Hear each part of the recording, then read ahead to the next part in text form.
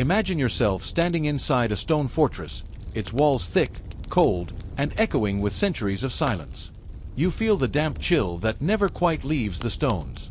The grandeur of castles often conjures images of knights, banners, and battles, but rarely do we think about one of the most fundamental human necessities. Where did people go to the bathroom? Medieval castles were, in many ways, miracles of defensive engineering.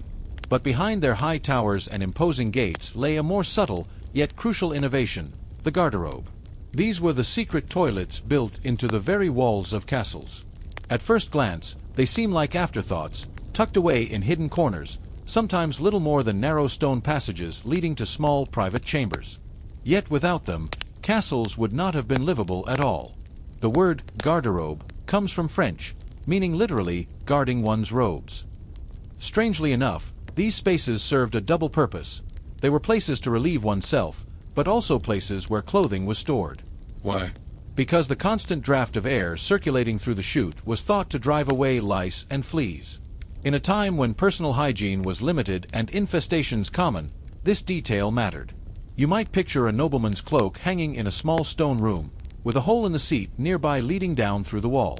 The toilet itself was shockingly simple: a hole carved into a stone bench. Beneath it, a vertical shaft built into the wall. Waste would fall down into the moat below, or into a cesspit dug at the castle's base. In some castles, the outlet emptied directly into the open air, where rain might wash it away. Others used deep pits that required periodic clearing, a thankless, revolting task assigned to peasants or prisoners.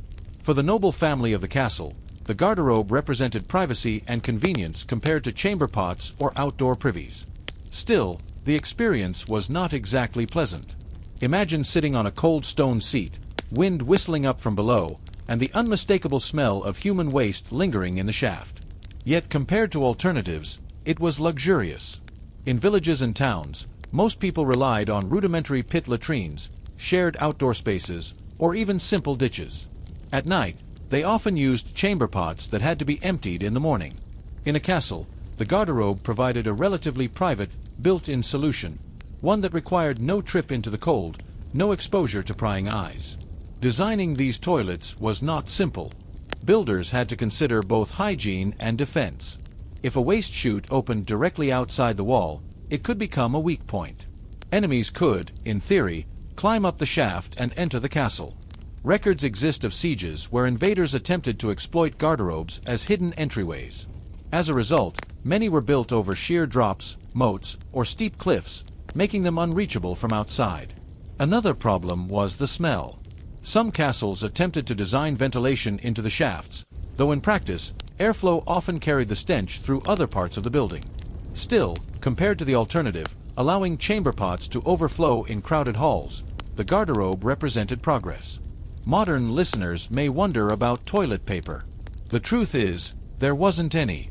People used what was at hand: moss, hay, straw, scraps of linen, or even handfuls of water if available. In some places, smooth stones or pottery shards served the purpose. The garderobe wasn't meant to make things comfortable, only functional. And yet, the garderobe had one more hidden role. Because these shafts provided constant airflow, they were occasionally used for storage. Textiles, weapons, even food were sometimes placed there to keep them dry or bug-free. The same cold wind that chilled a castle's residents could also preserve goods. Now imagine the experience as a noble or servant. In a world where disease was rampant and waste disposal often careless, the garderobe gave at least the impression of cleanliness. It separated daily life from filth in a way that mattered for morale. These secret toilets allowed castles to function as more than fortresses. They became homes. But how often were they used? Who cleaned them? And what did it mean for the peasants and workers who lived outside the castle walls, without such conveniences? When we admire a medieval castle today, with its towering battlements and sweeping halls, it's easy to imagine kings, queens, and knights pacing proudly through its chambers. But for every noble sitting comfortably in a garderobe, there were countless unseen hands that kept the entire system running. This is the story of the people whose lives revolved around waste, labor, and survival within the stone walls. Constructing a garderobe wasn't a glamorous task. Medieval stonemasons and carpenters had to carve shafts through thick fortress walls, ensuring they were angled just enough for waste to fall away without clogging. Some castles had multiple garderobes stacked above one another, like a vertical system of chutes, all feeding into cesspits below. These pits had to be accessible for cleaning, which meant some poor soul would eventually have to descend into the darkness with little more than a bucket and a shovel. In historical records, these workers were often prisoners, peasants forced into labor, or gong farmers. The word itself, gong, meant dung.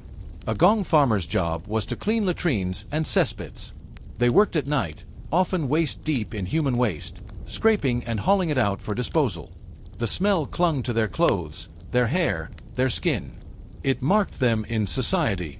And yet, this labor was essential. Without them, castles would have become unlivable within weeks. In 14th and 15th century England, gong farmers became a recognized, if reviled, profession. Laws dictated that they could only work at night, when fewer people would see or smell their labor. They were paid surprisingly well for such grim work, sometimes earning several times more than ordinary peasants. But their lives were short. Prolonged exposure to disease and noxious fumes often cut them down early. Imagine the irony.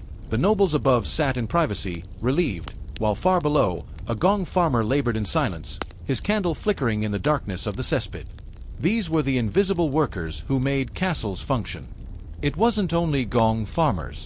Servants of the castle also dealt with waste. Chamber pots from bedrooms had to be emptied, corridors had to be scrubbed, and garderobe shafts required constant monitoring to ensure they didn't clog. During sieges, when waste disposal became impossible, the smell inside castles grew unbearable.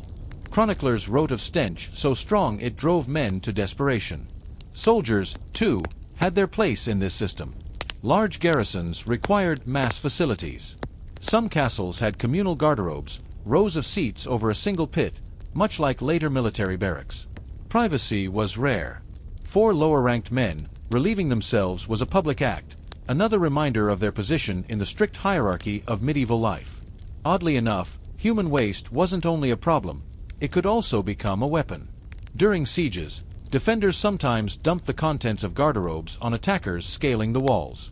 Boiling water and hot oil may have been rarer than legend suggests, but excrement was free and plentiful.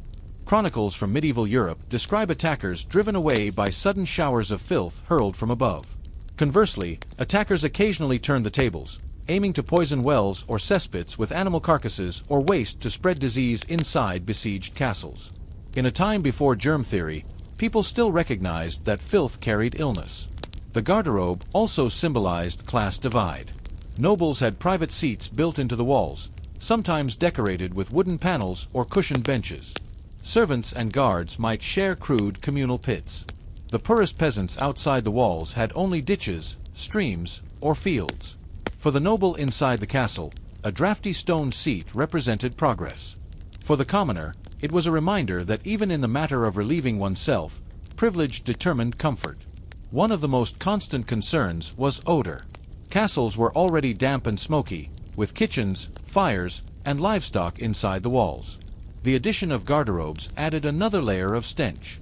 Servants burned herbs, spread rushes on the floors, and hung tapestries to mask the smell. Some castles even designed garderobes with drains that led into running water, a luxury that few enjoyed. The struggle was constant. Waste management was never solved. It was endured. What emerges from this picture is not a glamorous tale of knights and battles, but the daily grind of survival. Castles were not just military fortresses. They were living, breathing ecosystems. Every noble dinner, every feast, every night's training session ultimately produced waste that had to go somewhere. The garderobe, hidden in the wall, was as vital as the armory or the great hall. Without it, the castle could not function. And without the hidden laborers, the gong farmers, servants, and cleaners, the nobles would never have enjoyed the privacy of their stone seats. Yet, for all their effort, garderobes were never perfect. Disease still spread, cesspits still overflowed, and invaders still sometimes found their way in through these hidden shafts. So the question remains, what did the final fate of these castle toilets look like? How did they evolve, decline, or vanish as castles themselves faded from history? As the Middle Ages gave way to the Renaissance, castles themselves began to change. Siege warfare evolved, gunpowder reduced the effectiveness of tall stone walls, and the grand fortresses that once dominated the landscape slowly faded into symbols of power rather than practical military strongholds. And with their decline came the gradual disappearance of the garderobe. By the late 15th and 16th centuries, new forms of architecture emerged. Castles became palaces, built less for defense and more for comfort and display. Stone fortifications gave way to expansive residences with gardens, galleries, and elaborate rooms. In these new homes, the garderobe, drafty, smelly, and hidden in the wall, was no longer ideal. Instead, chamber pots grew in prominence. Wealthier households embraced the convenience of decorated porcelain pots, often emptied discreetly by servants. The garderobe, once an innovation of stone engineering, became obsolete in favor of something simpler and more flexible. And yet, even as they fell out of use, garderobes left their mark. Visitors to castles today often find themselves peering into strange alcoves in the walls, narrow stone benches with holes cut into them, leading into vertical shafts. These relics are the echoes of a sanitation system that was both crude and ingenious. The disappearance of garderobes did not mean the end of struggles with waste. Cities across Europe, growing rapidly in the 16th and 17th centuries, faced even worse sanitation problems than castles. Streets overflowed with waste, chamber pots were emptied from windows, and epidemics like cholera and plague thrived. In a strange way, the garderobe represented a step forward, an attempt, however imperfect, to separate human waste from daily life. Castles had at least recognized the need for designated disposal. Cities lagged far behind, and for centuries the problem worsened before true sewage systems appeared. The garderobe reminds us that progress in history often comes in uneven steps, an innovation here, a regression there. Even the most powerful kings could not escape the realities of waste. By the 18th and 19th centuries, when indoor plumbing began to emerge, garderobes had become a historical curiosity. Travelers touring old castles would comment on the strange toilet alcoves. Historians puzzled over their design, debating whether they had been used solely as toilets or also as storage rooms, hiding spots, or even escape routes. Folklore grew around them. Some legends claimed that garderobes were haunted by the ghosts of servants who fell into the shafts. Others told of secret assassins who climbed up through the openings. While there may be grains of truth in such tales, since garderobes were weak points in castle defenses, they added a layer of myth to what was once a very practical, if unpleasant, necessity. It may seem odd to dwell so much on toilets, but in truth, they tell us more about medieval life than battles or crowns ever could. They show us the daily reality of survival, how people lived, endured, and adapted to the challenges of hygiene in a world without modern science. The garderobe was not glamorous, but it was essential. It reveals a society grappling with the same problem we still face today: how to manage human waste in a way that preserves dignity, health, and comfort. In that sense, the story of the garderobe is not just about castles. It is about humanity's ongoing relationship with its own biology. Today, when you walk through a ruined fortress and notice a small stone alcove overlooking a moat, you are peering into the private life of the past. That tiny space once carried the burdens of kings, queens, knights, and servants alike. It was a leveler of humanity. No matter how grand the throne room, every ruler eventually had to sit on the cold stone seat of the garderobe. What's more, those toilets remind us of the invisible labor that supported medieval life. The cleaners, the gong farmers, the servants who ensured the castle did not drown in its own filth. Their work, uncelebrated and unrecorded, was as vital as any knight's sword. When we flush a toilet today, we rarely think of the centuries it took to reach this convenience. Modern plumbing, sewage systems, and sanitation are built on countless small steps like the garderobe. Each was imperfect, each left its mark, and each brought humanity closer to healthier, longer lives. So the next time you hear about castles, don't think only of crowns and battles. Think of the garderobe hidden in the wall, cold, drafty, smelly, and yet revolutionary. Think of how it shaped daily life, sustained entire fortresses, and whispered of the eternal truth. Even the greatest empires had to deal with the most ordinary of needs. And so, the story of the castle toilet closes. A detail so boring it is often overlooked, yet so essential it defined whether people could live within those mighty walls at all. But this is only the beginning. Beyond toilets, there are countless other small, forgotten pieces of history waiting to be uncovered. For example, how did medieval monks measure time without clocks? Close your eyes and imagine a monastery in the 12th century. The walls are high, plain, and silent, broken only by the sound of chanting drifting through stone corridors. Life here is ordered, rigid, and unchanging. Yet beneath the surface of ritual lies a fundamental challenge: time itself. Today, we live in a world ruled by seconds, minutes, and hours. But in the Middle Ages, especially in monastic life, time was not measured by mechanical clocks. It was marked by light, sound, and rhythm.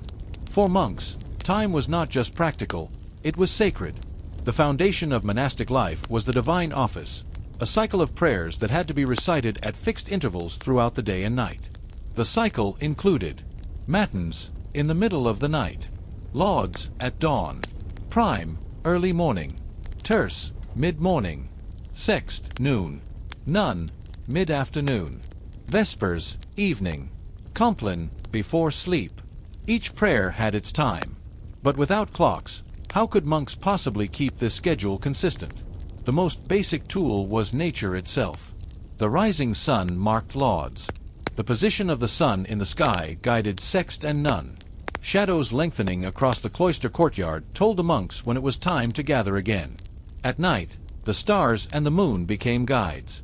Experienced monks could track constellations, noting when certain stars rose above the horizon. A clear sky was a natural timepiece. But clouds and storms often interfered. On long winter nights, monks had to rely on other tools. Some monasteries used clepsydras, water clocks, to measure the passing of hours. These were simple but ingenious devices. A container with a tiny hole at the bottom allowed water to drip steadily into another vessel. The level of water could indicate how much time had passed. Water clocks weren't perfect. In cold weather, water could freeze. In heat, evaporation distorted the measurements. But they were good enough to wake monks for midnight matins, ensuring that prayer never ceased. Another tool was the candle clock. A tall candle was marked with notches along its length. As the candle burned, monks could see how much time had passed. Some even embedded small weights at intervals. When the wax melted enough, the weight would fall onto a plate with a clang, serving as a kind of medieval alarm clock. Imagine the quiet of a monastery at night, broken only by dripping wax and the occasional clink of falling metal, a signal to gather for prayer. Still, the most reliable tool of all was human discipline. Certain monks, often the younger or more junior, were tasked with staying awake or waking early to rouse the others. They were, in essence, the monastery's living alarm clocks. A bell would ring through the halls, its sound carrying across stone and wood, summoning the brothers to prayer. It was a heavy responsibility. If the monk overslept, the entire cycle could be thrown off, disrupting the sacred rhythm of the day. Records mention punishments for those who failed in this duty. To modern ears, this sounds exhausting. Waking in the dead of night, gathering in the cold, chanting psalms by candlelight. But for monks, this strict division of the day wasn't a burden. It was a path to holiness. The absence of mechanical clocks meant that time felt less rigid, less numerical, and more fluid, shaped by nature and ritual rather than minutes ticking by. In monasteries, time was circular, not linear. The sun rose, prayers began, the day moved through its stages, and the cycle repeated endlessly. Unlike the restless pace of cities, monastic life moved with the rhythms of the earth and the heavens. The monastic obsession with measuring time had consequences far beyond the monastery walls. Monks needed precision, and their experiments with water clocks, candles, and bells laid the groundwork for later mechanical clocks. The first great mechanical clock towers of Europe often appeared in or near monasteries, inspired by centuries of monastic discipline. Yet in the early centuries, before gears and pendulums, it was the steady drip of water, the burning of wax, and the keen eyes of sleepless monks that measured time. But how exactly did these early tools evolve into the first mechanical clocks? And what role did monasteries play in that transformation? The steady drip of water and the flicker of burning wax worked for centuries, but they had limits. Water clocks froze in winter, candles burned unevenly, and human timekeepers made mistakes. For monks bound by the strict cycle of the divine office, close enough was never good enough. They needed more precision. And out of this relentless demand for accuracy came one of the greatest inventions of the Middle Ages, the mechanical clock. The rhythm of monastic life wasn't optional, it was law. The rule of Saint Benedict, written in the 6th century, commanded monks to rise at specific times to pray, eat, work, and rest. For centuries, this was guided by sun and stars. But as monasteries grew wealthier, larger, and more complex, they needed systems that could coordinate hundreds of men spread across vast buildings. In a monastery, being late to prayer wasn't just laziness, it was a sin. It meant failing in devotion to God. Precision became a spiritual necessity. By the 13th century, monasteries were experimenting with machines that could measure time not by dripping water, but by regulated motion. The earliest known mechanical clocks appeared in European monasteries around 1280 to 1300. These devices used a system of weights and gears to move a wheel at a steady pace. The heart of this invention was the escapement mechanism, a clever device that released energy in controlled bursts, allowing the wheel to tick forward at regular intervals. This was the birth of true mechanical timekeeping. Imagine the difference. Instead of relying on a sleepy monk to watch the stars or a candle that burned too quickly in a draft, a great iron machine now measured the hours with relentless consistency. The true genius of mechanical clocks lay not just in measuring time, but in broadcasting it. Monasteries already relied heavily on bells to summon monks to prayer. With the new machines, bells could be struck automatically at set intervals. Now, no matter where a monk was, in the fields, the scriptorium, or the refectory, he would hear the call of the bell. The monastery itself became an engine of rhythm, ringing out the hours of devotion with mechanical certainty. This changed more than monastic life. The sound of bells carried beyond the cloister walls. Villagers living nearby began to structure their own days around the tolling. The monastery became a timekeeper not just for the faithful inside, but for entire communities outside. As mechanical clocks spread, they began to move from monasteries into cities. Bell towers rose in town squares, marking hours for merchants, craftsmen, and travelers. For the first time in history, communities shared a common schedule. The discipline that began with prayer schedules slowly became economic discipline. Shop hours, market days, work shifts. The medieval obsession with spiritual order had created the foundation for the modern world's obsession with punctuality. The earliest mechanical clocks were massive. Built of iron, with gears as large as cartwheels, they were as much architectural features as machines. Monks and craftsmen maintained them, winding the weights daily, adjusting the gears when they slipped. Visitors often marveled at these strange creations, half machine, half mystery. Some believed they were magical. Others saw them as signs of divine order. The clock, with its steady ticking, was a symbol of God's eternal rhythm, translated into human invention. For centuries, people had thought of time as fluid, tied to the natural cycle of light and dark. The monastery clock began to change that. Hours became fixed, predictable, measurable. No longer did a cloudy day make it uncertain when to pray. Time itself had been captured, caged in gears and bells. It was a profound shift, the move from natural time to mechanical time. And while monks saw this as a way to serve God better, it laid the groundwork for something they never intended: the rise of industrial schedules, factory shifts, and the rigid clock-driven world we now inhabit. The monasteries that pioneered mechanical clocks often stood at the crossroads of learning, science, and faith. Their experiments didn't just inspire clockmakers. They influenced navigation, astronomy, and eventually physics. The steady beat of the escapement wheel echoed in Galileo's pendulum and Newton's theories of motion. What began as a monk's problem, when should we pray, turned into humanity's obsession: how do we measure time? But mechanical clocks were not perfect. They drifted, they broke, they required constant attention. And even as they spread, many monasteries still relied on simpler methods: candles, stars, bells rung by hand. The question then becomes, how did these systems coexist, and what was daily life really like for the monks who lived inside this blend of ancient rhythm and new machinery? Picture a monastery in the 13th century at the height of its power. The stone cloisters stretch in quiet symmetry, gardens grow neatly in the courtyard, and bells hang heavy in the tower. Inside these walls, men lived lives more regimented than soldiers, bound not by kings or armies, but by the unseen order of time. Yet this was not time as we know it. There were no minutes to chase, no seconds to count. Instead, there was the steady pulse of prayer and labor, illuminated by candles and measured by shadows. The monastic day was divided into the 8 canonical hours of prayer, and every activity revolved around them. A typical day in a Benedictine monastery might unfold like this. Matins. Waking in the middle of the night, the monks rose from their cold straw beds. In silence, they filed into the chapel to chant psalms under flickering candlelight. The hour could stretch into long readings of scripture, lasting until dawn. Lauds. As the first light broke, the next prayers were offered, praising God for the rising of the sun.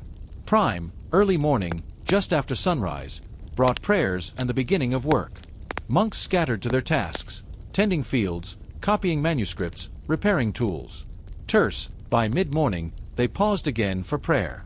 Bells rang across the cloisters, pulling men from fields or kitchens back into the chapel. Sext. At noon, under the heat of the day, prayers resumed. Afterward came the main meal in the refectory: bread, beans, ale, perhaps fish or vegetables from the garden. Meals were eaten in silence, while one monk read aloud from scripture. None, mid-afternoon, brought another call to prayer. Work resumed in the hours after. Vespers. As the sun sank, monks gathered once more to chant evening prayers. The rhythm of voices filled the hall, echoing against stone. Compline. The final prayers of the day. Afterward, the monastery fell into silence until the bell woke them again in the dark hours of night. The cycle never stopped. Day after day, year after year, the bells and prayers defined existence. For monks, measuring time was not about productivity or efficiency. It was about devotion. Each hour was a reminder that life itself belonged to God, that no part of the day could escape His presence. The absence of minutes and seconds made time feel different. A prayer could last as long as the chanting required. Work in the scriptorium continued until the bell called for terce, not until a clock struck 10 o'clock. Life was fluid, but bound by a deeper order. This shaped the monk's psychology. Time was not a resource to manage, but a rhythm to follow. Monks surrendered themselves to this rhythm, finding freedom not in independence, but in obedience to the schedule. Between prayers, monks labored. Some tilled fields, harvesting wheat or tending sheep. Others worked in the kitchens, baking bread or brewing ale. Skilled monks copied manuscripts, producing the texts that preserved ancient knowledge. In each task, time slipped away almost unnoticed. A scribe might dip his quill in ink again and again, the slow pace of his writing marked only by the sunlight shifting across the desk. A bell would eventually break the flow, summoning him to prayer, and he would lay his pen aside mid-sentence without hesitation. For the monk, interruptions were not nuisances. They were sacred reminders that no work was more important than prayer. By the 14th century, mechanical clocks had begun to influence this world. Bells that once rang by hand could now be automated. Time, once fluid, began to harden into sharper divisions.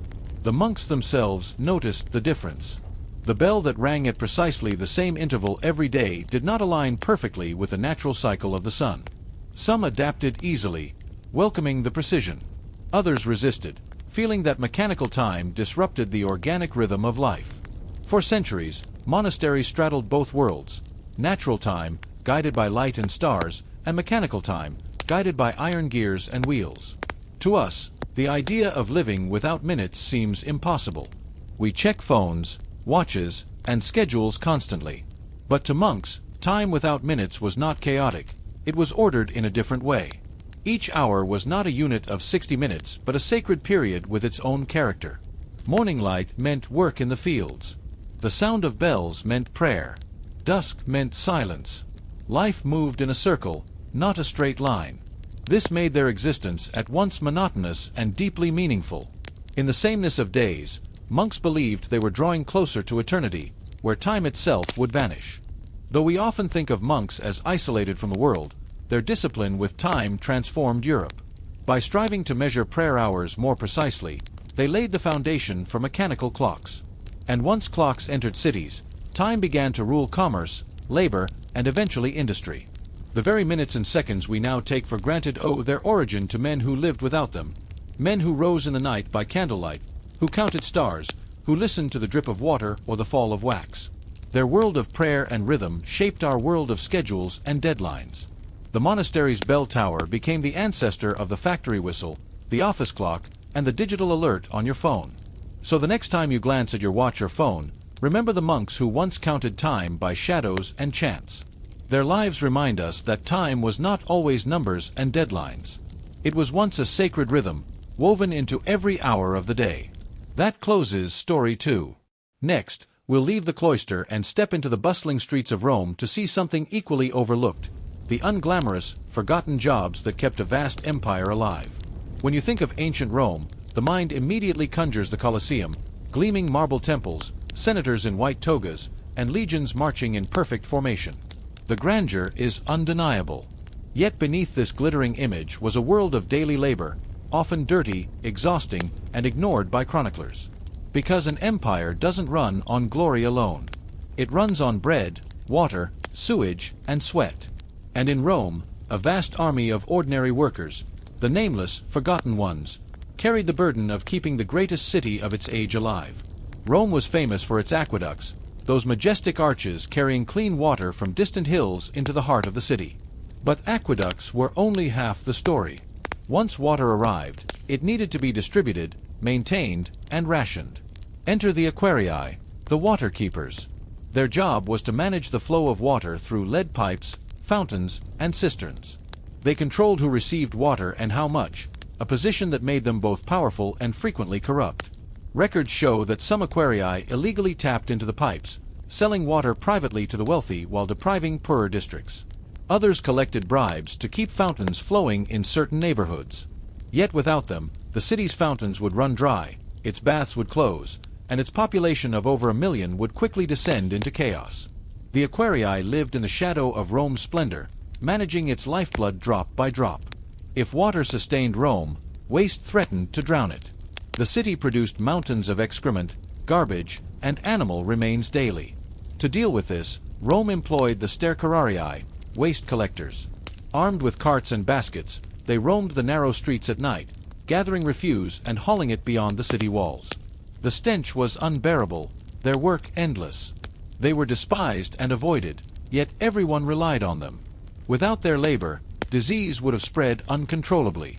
In some ways, they were the ancestors of modern sanitation workers. And like their medieval successors, the gong farmers, their work was dangerous.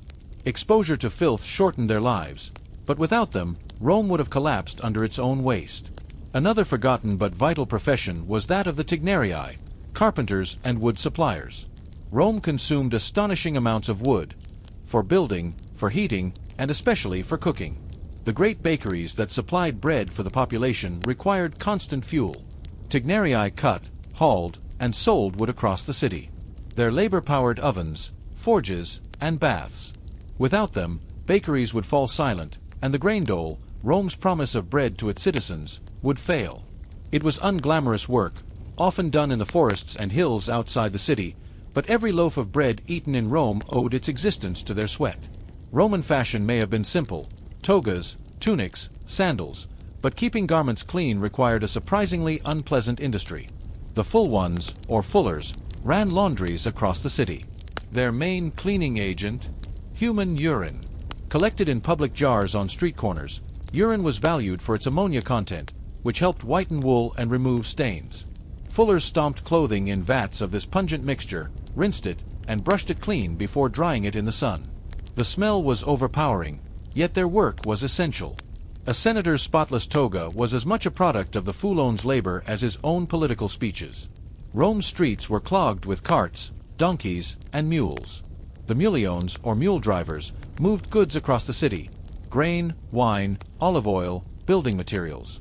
They worked long hours, guiding stubborn animals through narrow alleys, enduring constant noise and risk. Traffic in Rome was so heavy that carts were eventually banned from the streets during daylight hours.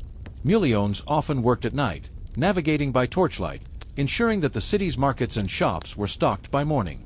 Together, these workers, aquarii, stercorarii, tignarii, full ones, muliones, and countless others, formed the backbone of Rome's daily life. Senators debated policy, generals won battles, emperors proclaimed glory, but none of it would have mattered if the fountains ran dry, the waste piled up, the bakeries went cold, or the streets were impassable. Rome's greatness rested not only on legions and laws, but on sweat-stained hands in forgotten trades. And yet, history rarely records their names. Inscriptions praise emperors, philosophers, and poets, but the laborers who kept the city alive vanish into silence. Their only legacy is the infrastructure they maintained, the invisible systems of water, waste, fire, and cloth. So here lies the unresolved thought.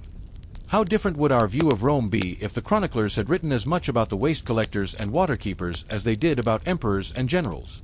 Walk down a Roman street in the 1st century CE, and you'd notice something quickly. It was not the marble grandeur of postcards and Hollywood sets. It was noise, smell, and constant motion. Carts creaked over paving stones. Vendors shouted prices. Mules brayed. The air was thick with smoke from cookshops and the stink of waste tossed into gutters. And woven through all of this chaos were the workers who kept the city alive, sweating through endless hours of unglamorous, dangerous labor. For the Aquarii, the day began early. Their job was to control the valves and pipes of Rome's aqueduct-fed system. Imagine stooping into a stone chamber, the air damp, the walls slick with lime and algae, the steady rush of water echoing around you. The Aquarii carried wrenches, chisels, and hammers, adjusting lead pipes, patching leaks, and clearing blockages. The work was backbreaking, but lucrative. Corruption was rampant. Wealthy households bribed Aquarii to ensure a stronger flow into their private fountains, while poorer districts often suffered shortages.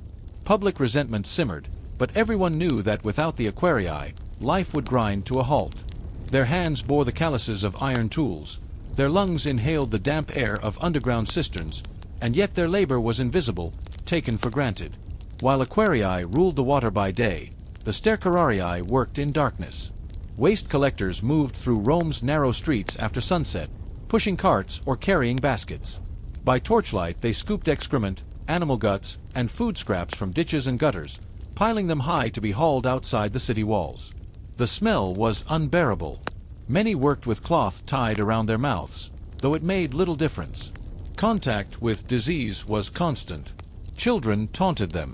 Respectable citizens avoided their gaze. Yet without them, Rome's crowded tenements would have become uninhabitable in weeks. Ironically, the waste had value. Farmers outside the city sometimes bought or bartered for it to use as fertilizer. What was disgusting in one place became essential in another. Another reminder that Rome's survival was built on cycles of labor and necessity. Meanwhile, the Tignarii labored endlessly to supply wood. Mule trains arrived daily from the surrounding countryside, loaded with timber. Carpenters hacked, sawed, and split wood in dusty yards. Bakers demanded steady deliveries to keep ovens hot for Rome's bread dole, the annona. Smiths needed charcoal for their forges. The demand was insatiable, and forests near Rome were stripped bare. Tignarii worked farther and farther afield, cutting in distant hills and dragging loads back to the city. Their work fed flames that warmed homes, cooked food, and forged weapons, yet it left them with aching backs, scarred hands, and little recognition. Step inside a Phalanca, a Roman laundry, and the first thing to hit you was the stench. Vats of urine stood ready, collected from public jars where citizens relieved themselves for donations to the cleaners. Full ones stomped garments barefoot in these vats, their skin constantly exposed to ammonia's sting. After soaking, clothes were rinsed, brushed with clay or chalk to whiten, then stretched on frames in the sun. The work was monotonous, the smell clung to workers' skin and hair, but the city depended on them. Senators could not appear in public with stained togas. Respectability itself was stitched together in these noisome workshops. Traffic laws in Rome restricted heavy carts during the day, so the muliones, or mule drivers, labored at night. Picture narrow streets jammed with wagons under torchlight, the air filled with the crack of whips and the braying of beasts. Drivers shouted hoarsely as they guided loads of grain, wine, or stone through twisting alleys. Accidents were frequent. Carts overturned, animals bolted, men were crushed. The muliones earned little and risked much, yet their work ensured that markets were stocked each morning and construction sites never lacked material. Where did these workers live? Not in marble villas. Most crammed into insulae, multi-story apartment blocks of wood and brick. Rooms were small, often windowless, and fires were common. Water was scarce, rents were high, and disease spread quickly. Daily survival meant endless labor. A stercorarius might work all night, sleep by day, and repeat the cycle without pause. A fuller's children might be pressed into stomping clothes alongside their parents. These were not celebrated lives. They were grinding existences at the bottom of Rome's social pyramid. Roman literature rarely mentions these jobs. Elite writers preferred tales of politics, philosophy, or war. When they did mention workers like full ones or stercorarii, it was often with contempt. They were mocked for their smells, their lowly status, their association with filth. Yet, ironically, these very people ensured the comfort of those who scorned them. The senator in his spotless toga owed everything to the fuller. The noble at his feast owed his bread to the tignarius and the mule driver. The clean water in his bath depended on the Aquarius. Rome balanced precariously on this invisible labor. A strike, a shortage, or a breakdown could cause chaos. When aqueducts failed, riots erupted. When bread was delayed, crowds stormed bakeries. When waste piled too high, disease spread rapidly. The empire's glory was fragile, resting not only on emperors and armies, but on the shoulders of men who emptied cesspits, hauled wood, or drove mules through the night. And here lies the paradox. The Roman Empire fell, but was it because of invading armies, or because the intricate, fragile systems of daily survival finally buckled under their own weight? History remembers Caesars, not stercorarii. Yet without the forgotten workers, Rome could never have lasted as long as it did. The Roman Empire is remembered for emperors, gladiators, armies, and monumental architecture. But the truth is simpler, more human. Its survival rested on people whose names we will never know. These were the waterkeepers, waste collectors, wood haulers, laundry workers, and mule drivers who endured long hours of hard, thankless labor to keep the world's first great metropolis functioning. Their legacy is not carved into marble, but it echoes in the very idea of how cities still run today. For every aqueduct, there had to be an Aquarius tending its pipes. For every spotless toga, a fuller stood ankle-deep in urine vats. For every loaf of bread, a mule driver worked through the night hauling grain and wood. Rome's greatness was never just about emperors or legions. It was about ordinary people carrying extraordinary burdens. And yet, history treated them as invisible. Roman writers like Cicero or Seneca hardly mentioned these workers, except in passing, often as objects of ridicule. Their lives, their struggles, their deaths went mostly unrecorded. But without them, the daily miracle of Rome, a city of over 1 million souls, would have collapsed in days. Rome's hidden workforce reminds us of a crucial truth. Civilization is built on systems, not spectacles. The Colosseum dazzled, but it was sewage disposal that kept plagues at bay. Forums hosted debates, but mule drivers kept grain flowing into the bakeries. The aqueducts themselves were engineering marvels, but it was the quiet adjustments by Aquarii that kept water running to fountains and baths. The grandeur of Rome existed only because of the daily grind of its forgotten workers.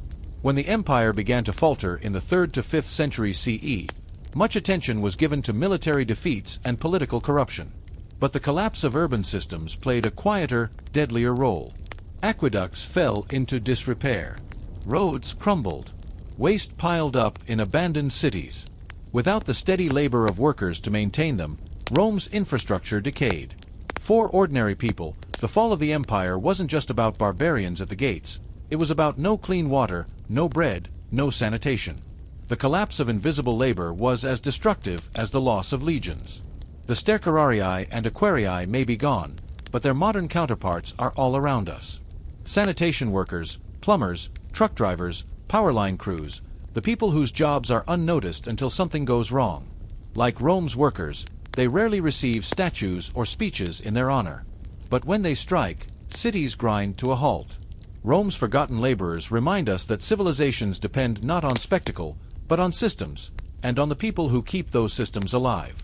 Standing in the ruins of Rome today, you can still see hints of their presence.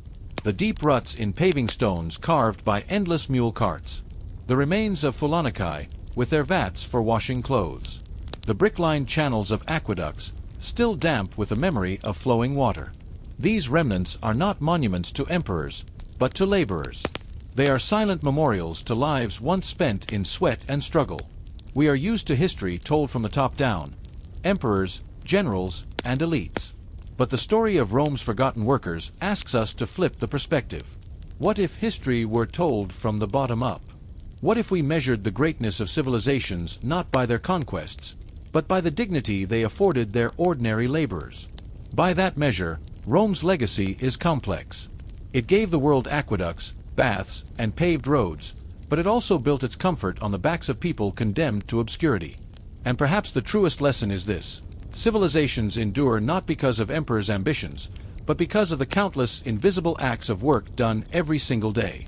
So, as you imagine the streets of ancient Rome, the marble temples, the roaring crowds in the Colosseum, remember also the Stercorarius hauling waste at midnight, the Aquarius crouched in a damp tunnel, the fuller stomping clothes in a vat of urine, the mule driver urging his beasts through torchlit streets. Without them, Rome would never have been Rome. Bread, to us, is comfort. Fresh from the oven, warm, soft, and fragrant. It's hard to imagine life without it. But in medieval Europe, bread was not a luxury, it was life itself. For peasants, bread could make up as much as 70 to 80% of daily calories. It was eaten at every meal, from the simplest breakfast to the grandest feast. Yet medieval bread was nothing like the fluffy loaves we know today.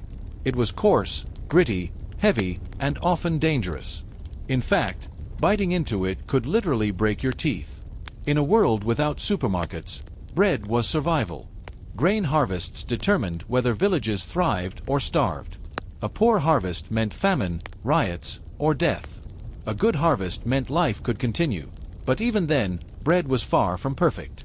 Most peasants ate bread made from rye, barley, or oats, not fine white wheat. Wheat was expensive, often reserved for the wealthy. Peasant bread was dense, dark, and sour, often mixed with whatever fillers were available. Beans, peas, acorns, even ground-up tree bark in desperate times. It filled the stomach, but it didn't always nourish. The real danger came from the grinding process. In medieval mills, grain was crushed between stone millstones. Over time, tiny fragments of stone broke off and mixed with the flour. The result was bread filled with grit.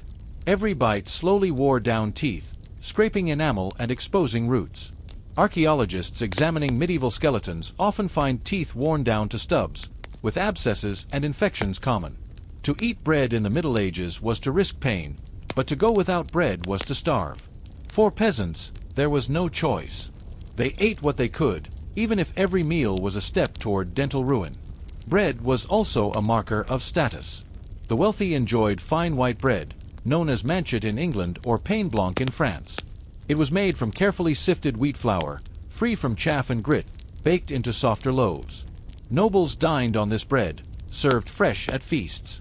Peasants ate black bread, coarse loaves made from rye, barley, or mixed grains. It was harder, darker, and far less palatable.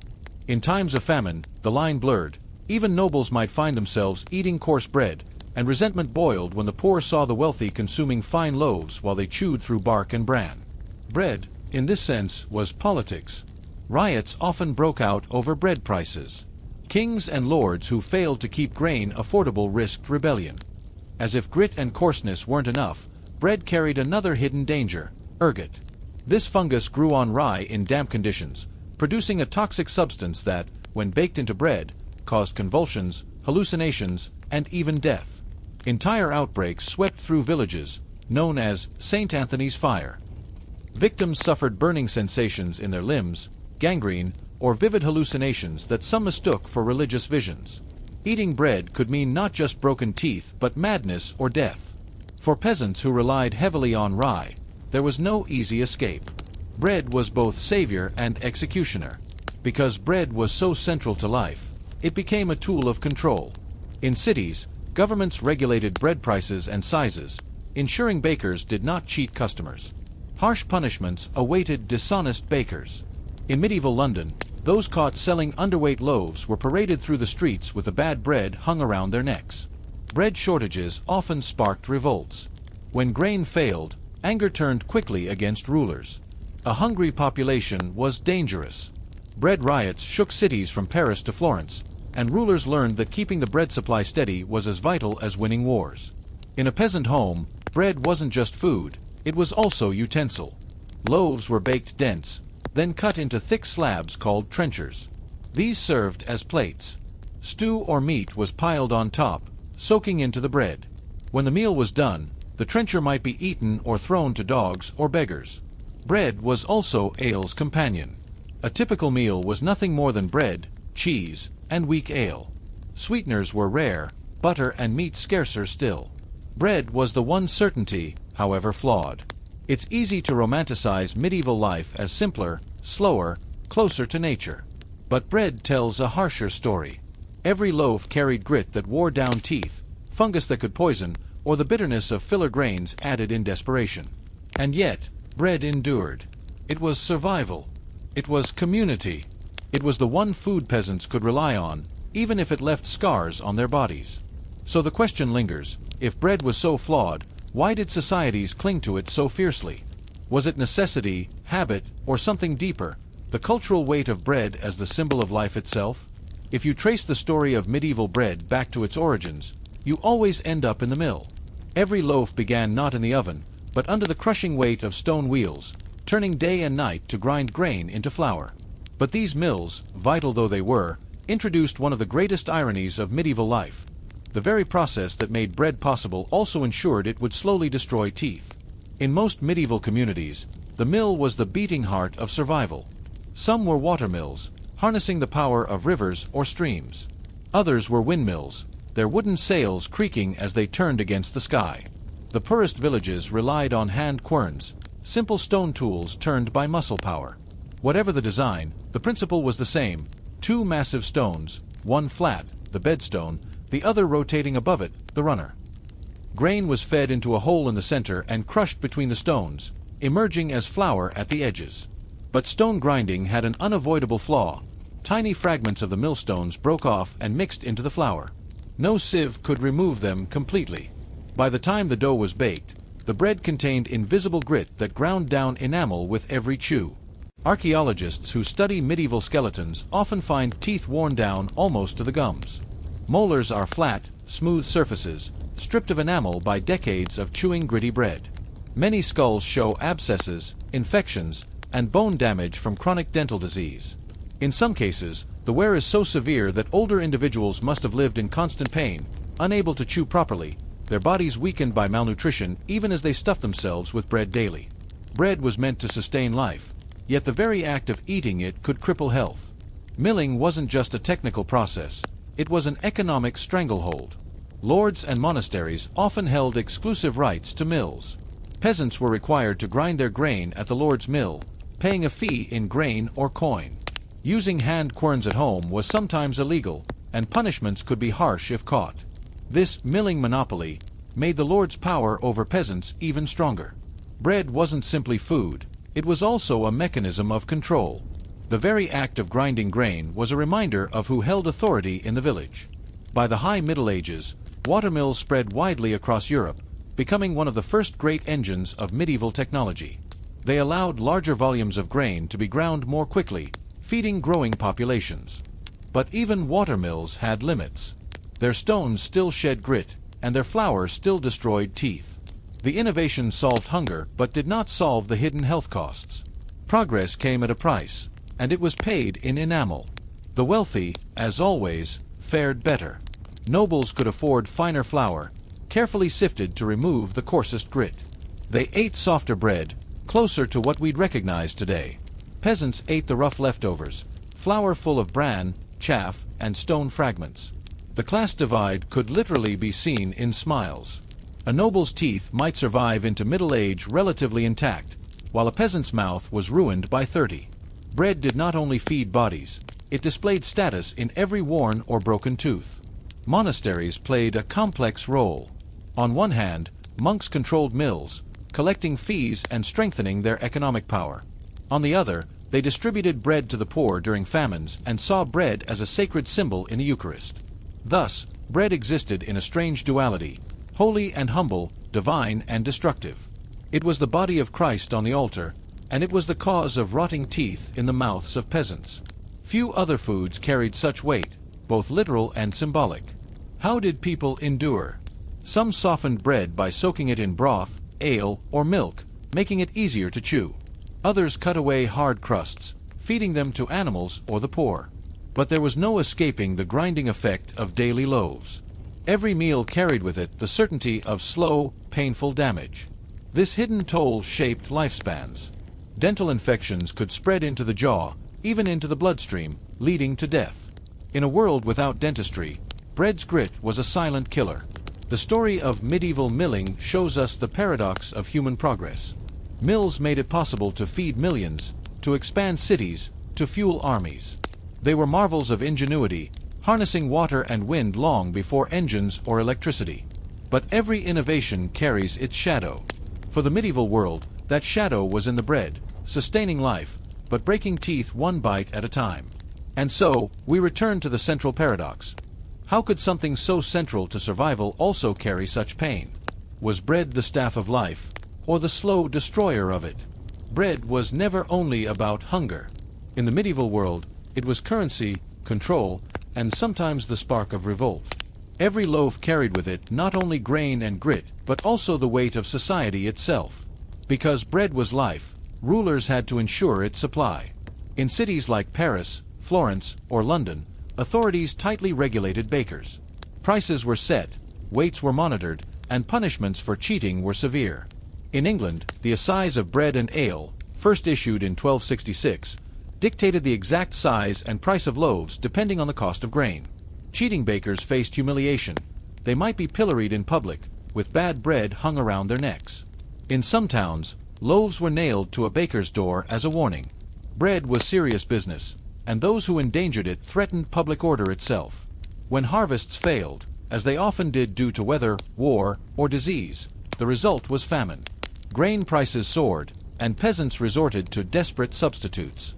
Bread was bulked out with peas, beans, acorns, chestnuts, or even powdered bark. These famine breads kept people alive but barely. They were heavy, bitter, sometimes toxic. Chroniclers describe families eating loaves so harsh they damaged the stomach, or bread so foul it was fed to animals when better options returned. The Great Famine of 1315 to 1317, triggered by relentless rain and crop failures, left Europe starving. Bread lines grew long, riots broke out, and thousands died. Bread was the center of it all. When it vanished, society itself cracked. Time and again, shortages of bread led to rebellion. In 14th century France, food riots broke out when bakeries closed their doors. In Italy, workers protested when grain shipments were delayed. In England, resentment over hunger helped fuel the peasants' revolt of 1381. Even centuries later, in 18th century France, the cry of the hungry was simple: "Give us bread." Marie Antoinette never actually said, "Let them eat cake," but the legend persists because it captures the central truth: rulers who ignored bread ignored survival. And that ignorance cost crowns. At the same time, bread was more than politics, it was spiritual. In the Christian world, bread was the body of Christ in the Eucharist. Every Mass reinforced the connection between bread and divine life. This made shortages even more devastating. To lack bread was not only to go hungry but also to feel cut off from the sacred rhythm of daily faith. Monasteries gave bread to the poor as charity, reinforcing their role as both spiritual and practical lifelines. For the ordinary peasant, bread was eaten at every meal. Breakfast might be nothing but a hunk of bread and ale. Lunch added cheese, stew, or onions to the loaf. Supper returned again to bread, perhaps softened in broth. This dependence meant that when bread failed, nothing could replace it. Meat, fish, and vegetables were luxuries. Bread was survival. The texture of bread, gritty, coarse, sometimes sour, was less important than its ability to fill the stomach. Looking back, medieval bread shows us how fragile life was. A harvest could determine whether thousands lived or died. A dishonest miller could mean hunger. A contaminated loaf could mean hallucinations or death. And yet, despite its flaws, bread remained the cornerstone of medieval society. Its presence gave comfort, its absence caused chaos. Bread in the Middle Ages was never soft or easy. It was survival carved from stone, grit embedded in every bite, famine always lurking beyond the horizon. It scarred teeth, broke bodies, and yet sustained entire populations. Perhaps that's why bread has always carried such weight in human imagination. It is both humble and divine, painful and nourishing, ordinary and essential. Medieval bread teaches us that survival is rarely simple, and that the foundation of society often lies in the most boring, and yet most vital, details of daily life. So, when you tear into a soft loaf today, remember the peasants who chewed through grit, who broke their teeth for survival, who rioted for loaves, and who built entire societies around the simplest food of all. When we picture the 16th century at sea, The mind fills with bold explorers, gleaming ships, and distant horizons. We think of Magellan, Drake, or Columbus, charting the unknown world. But for the men who actually lived and worked aboard those ships, life was anything but heroic. It was monotonous, filthy, and frequently deadly. The strange daily life of a sailor was a mixture of endless routine, sudden danger, and constant discomfort. To set foot on a ship was to enter a floating world ruled by strict order, bad food, and the whims of wind and weather. A 16th-century sailing ship was not large by modern standards. A galleon or carrack might carry 150 to 200 men, crammed into tight quarters. Space was limited, privacy non-existent. Sailors slept in hammocks or directly on the deck, exposed to cold, damp, and vermin. Rats scurried freely, fleas and lice infested clothing, and the smell of tar, salt, sweat, and rotting food never disappeared. The ship was not just transport, it was a complete society. Every role, from captain to cabin boy, had its place in the hierarchy. Discipline was strict, punishment severe. A sailor who disobeyed orders could be flogged, shackled, or even hanged from the yardarm. Life aboard followed the relentless rhythm of the watch system. The crew was divided into shifts, usually 4 hours on, 4 hours off, around the clock. Sailors climbed rigging to adjust sails, manned the helm, bailed water, or scrubbed the decks. At night, they kept lookouts, scanning the darkness for reefs, enemy ships, or sudden squalls. There was no real day or night. Time blurred into a cycle of exhausting labor and brief snatches of sleep. The only constant was the sea itself, stretching endlessly to the horizon. Food was a sailor's greatest misery. Ships carried hardtack, a dense, rock-hard biscuit made of flour and water. It could last for months without spoiling, but by the time it was eaten, it was often crawling with weevils. Sailors joked that it was better to eat it in the dark so you couldn't see the bugs. Other staples included salted meat, dried peas, and cheese. Fresh food disappeared within weeks of leaving port. Water, stored in barrels, quickly grew foul with algae. Beer and wine were safer, though often sour. The lack of fresh produce meant one of the greatest killers at sea was not storms or battles, but scurvy, a disease caused by vitamin C deficiency. Gums rotted, teeth fell out, and sailors weakened until they died. Entire crews were sometimes decimated before reaching land. To cope with their harsh world, sailors developed rituals and superstitions. Whistling on deck was forbidden. It was said to call the wind and bring storms. Killing an albatross was considered disastrous, a curse that doomed the voyage. Coins were nailed beneath masts for luck, and new sailors endured initiation rituals when first crossing the equator, often humiliating ordeals meant to baptize them into the life of the sea. Religion also traveled aboard. Many ships began voyages with prayers or masses, asking God for protection against storms, pirates, and shipwrecks. Yet beneath the prayers lurked constant fear. Death was never far away. Drowning was common, whether from storms, accidents, or battles. Disease spread quickly in cramped quarters. A sailor who died at sea was sewn into his hammock with a cannonball at his feet and slid into the water after a brief prayer. The sea claimed countless lives, swallowing them silently. Yet sailors had little choice. For many poor men, the sea offered escape from poverty or punishment on land. For others, it was forced. Convicts, press-gang recruits, or enslaved laborers had no say in their fate. Life aboard was brutal, but life on shore could be harsher still. The age of exploration is often remembered as heroic, but the reality for ordinary sailors was very different. Their days were filled not with adventure but with boredom, toil, and suffering. They endured bad food, endless watches, strict discipline, and constant fear, yet without them, the voyages of discovery, conquest, and empire would never have been possible. So we're left with a question. What drove these men to keep sailing, despite the misery? Was it desperation, duty, or the faint hope of fortune at sea? It is tempting to imagine sailors of the 16th century as eager adventurers, drawn to the horizon by dreams of gold and glory. But for most men, the sea was not a choice of ambition, it was a choice of desperation. Life on land often left few alternatives, and the discipline of the ship, brutal though it was, offered food, pay, and the faint chance of fortune. Europe in the 16th century was a place of poverty for many. Land was scarce, especially for younger sons who inherited nothing. Cities teemed with beggars, laborers, and unemployed youth. For them, the sea offered work, if harsh and dangerous, at least steady. Recruiters scoured taverns, docks, and marketplaces, promising wages and the lure of adventure. Some men volunteered willingly. Others were plied with drink, tricked, or even kidnapped in a practice known as pressganging. A drunken evening could end with a man waking up aboard a ship, miles from shore, with no way back. For peasants and laborers, the sea was often the only alternative to hunger on land. Not all sailors came willingly. Kings, merchants, and navies often filled their ships with convicts, prisoners of war, or enslaved people. In Spain and Portugal, galleys were rowed by men chained to benches, whipped into motion by overseers.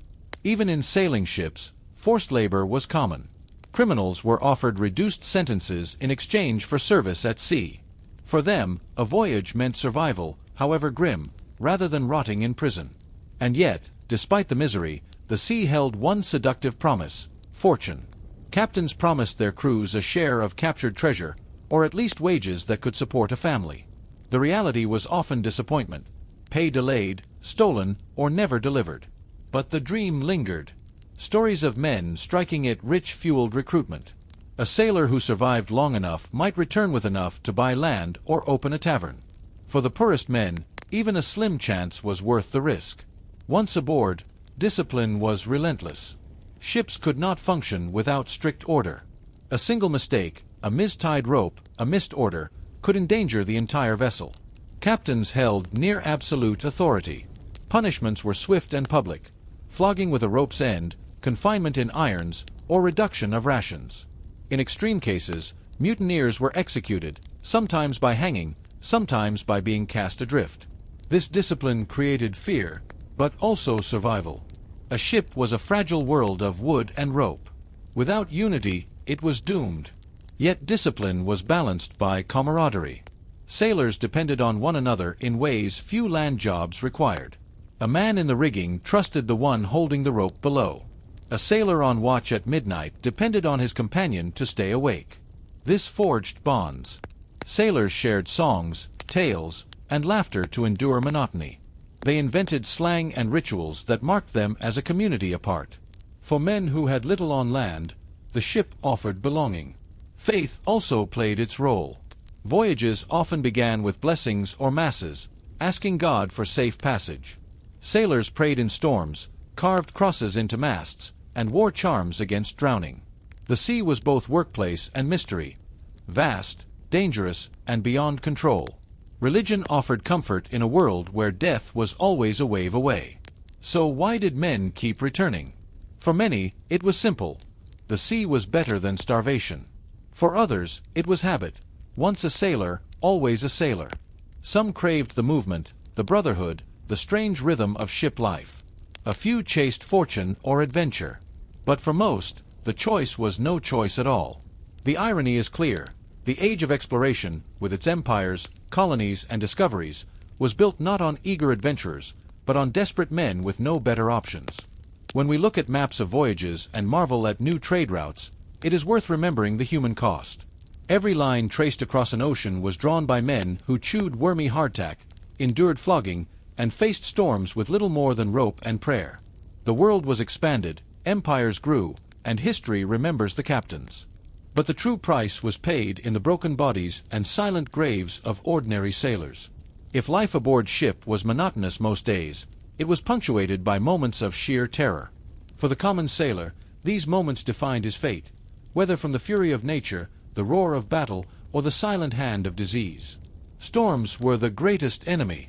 A wooden ship was little more than a fragile shell against the violence of the sea. Clouds would gather, winds would howl, and waves the size of buildings would rise from the deep. Orders barked through the chaos: reef the sails, lash down the cargo, pump out water as it poured in through seams. Sailors scrambled up slick rigging, clinging to ropes while the ship pitched violently beneath them.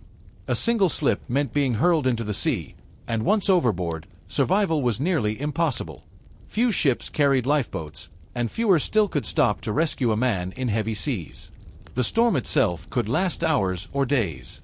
When it passed, survivors were left exhausted, soaked, and often hungry, staring at a ship damaged beyond repair.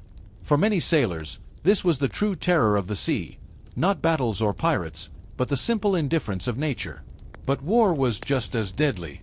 In an age of expanding empires, ships frequently met as enemies. Naval battles in the 16th century were brutal, fought at close range with cannons and boarding parties. For sailors, this meant chaos. Cannons roared, splinters flew like arrows, and decks turned slick with blood. A sailor might be ordered to load powder, fire muskets, or swing a cutlass as ships collided. Many died not from swords or bullets, but from wooden shards blasted into their bodies by cannon fire. If captured, fate was uncertain. Some were enslaved, some executed, others ransomed or pressed into enemy service. A sailor's loyalty often mattered little. Survival was determined by luck and circumstance. Storms and battles may have been spectacular, but disease was the silent killer. Scurvy alone could wipe out half a crew on long voyages. Dysentery, typhus, and fevers spread quickly in the cramped, unsanitary conditions of a ship. With no doctors, treatment was crude, bleeding, herbs, or prayers. More often, the sick were left to die, their bodies committed to the sea. The toll was staggering. Some voyages returned with only a fraction of their original crew alive. For the common sailor, survival was a lottery. Some lived to old age, hardened by storms and scars, retiring to taverns where they told tales of distant lands. Many more died anonymously, lost at sea or buried in foreign ports. What united them all was the strangeness of their daily life. Half monotony, half terror, lived on a floating island of wood and rope. They were men caught between worlds, not quite of the land anymore, yet never fully of the sea. The 16th century is remembered as the age of discovery, of empires expanding and horizons opening. But for every captain whose name entered the history books, there were thousands of sailors whose names vanished into the waves. They endured storms, fought battles, and chewed through worm-ridden bread. Their lives were short, brutal, and often forgotten. And yet, without them, the voyages that shaped the modern world would never have happened. Their legacy is not found in maps or monuments, but in the simple truth: history's great adventures were built on the broken backs of common men. Imagine winter in Europe 1,000 years ago. The days are short, the nights long, and the cold settles into every corner of life. Snow drifts against thatched roofs, winds whistle through cracks in the walls, and frost forms on the inside of windows, if there are windows at all. Today, we seal ourselves indoors with heaters, insulation, and double glazing. But for most of history, winter meant an endless battle to keep warm. For ancient and medieval people, survival depended on ingenuity, endurance, and sometimes sheer stubbornness. Keeping warm was not just a matter of comfort, it was life or death. The foundation of warmth was fire. A hearth in the center of the home, sometimes no more than a pit dug into the floor, was the main source of heat. Families gathered around it, cooked over it, and even slept nearby. In a Viking longhouse, the central fire burned constantly, filling the hall with smoke. There was no chimney. Smoke escaped through holes in the roof or simply seeped through the thatch. The air was thick, eyes stung, lungs burned. But without that smoke, the family would freeze. In Roman villas, wealthier families used braziers, portable containers of burning charcoal, to heat rooms. These were dangerous, producing deadly fumes if used in enclosed spaces. Still, they were preferable to freezing. For the poor, firewood was scarce. Gathering it took hours each day, and competition for wood was fierce. In times of scarcity, people burned peat, dried animal dung, or whatever scraps they could find. Homes themselves were not designed for comfort. Peasant cottages were built of wattle and daub, with thatched roofs and dirt floors. Gaps in walls let in drafts, and without glass, windows were covered with cloth, shutters, or nothing at all. In winter, the inside temperature often matched the outside, minus the small relief of the fire.